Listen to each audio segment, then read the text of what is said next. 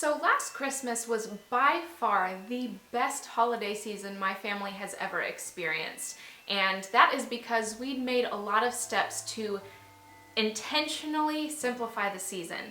So I wanted to share some of the things we did with you guys in hopes that it'll help you as well.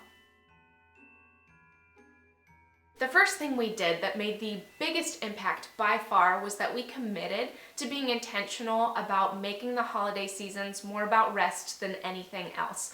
We wanted to enjoy the season and enjoy each other, and we definitely did that by committing to it being restful and not chaos. When it came to our time, we maxed out at one big thing a day. We didn't have to do one big thing a day, but if we were going to visit Santa, that is what we did. If we were making gingerbread houses one day, that's all we did.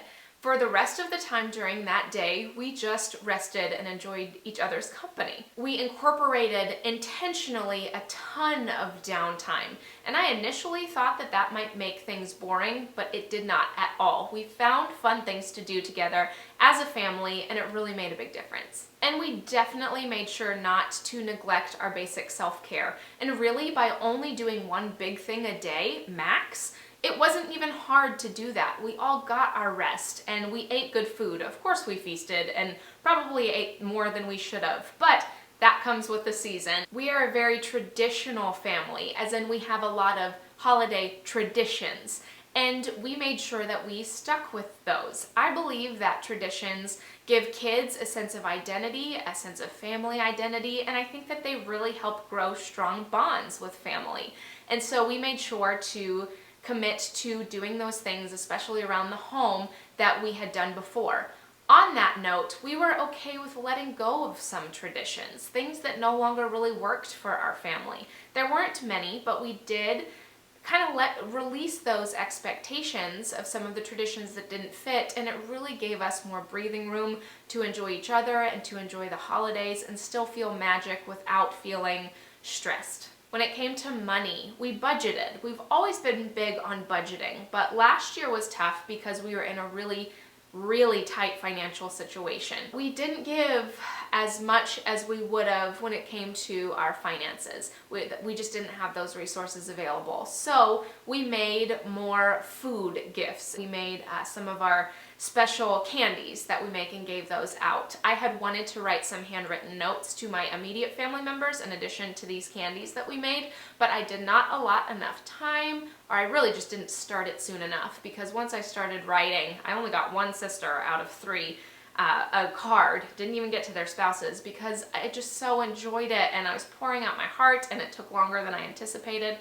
But that's just a really good thing to do when you are budgeting and don't have as much money to spend as you would like to, is writing people notes and telling them how you really feel and sharing the memories that you have of them in previous holiday seasons. That's a really good way to not only save money, but to really make a big impact when it comes to gift giving. Speaking of gifts, we have small children. I know many of you do as well.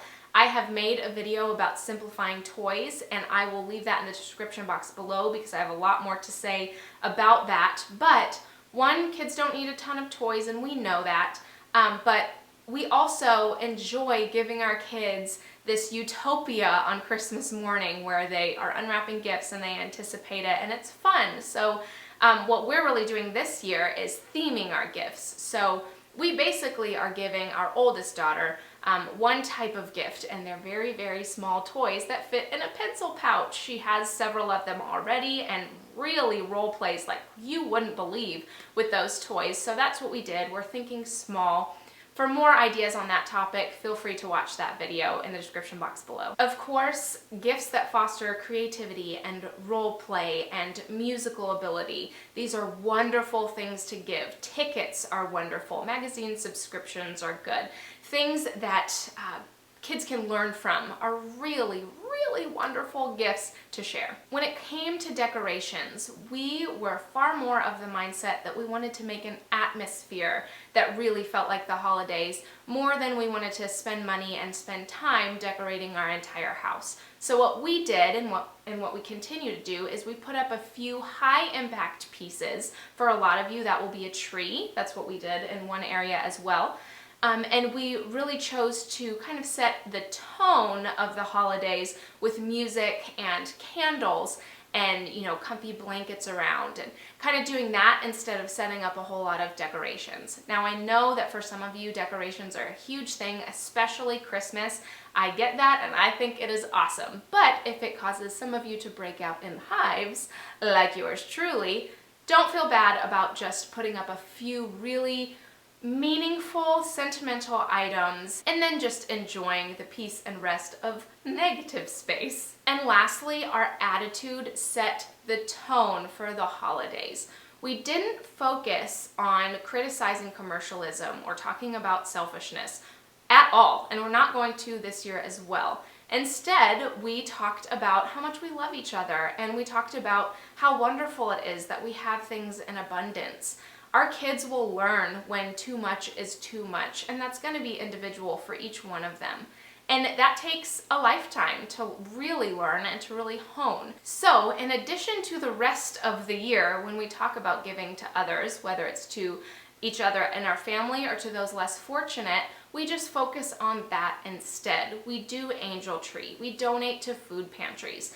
Really, on a daily basis, when we're eating food at the table together, we talk about how wonderful it is that we have so much in front of us and how wonderful it is to share.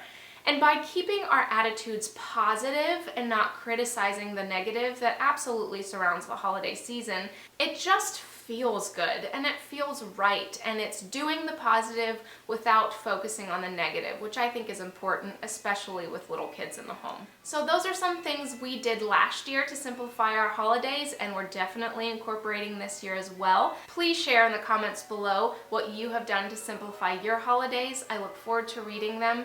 Thank you as always for watching, and I'll see you next time.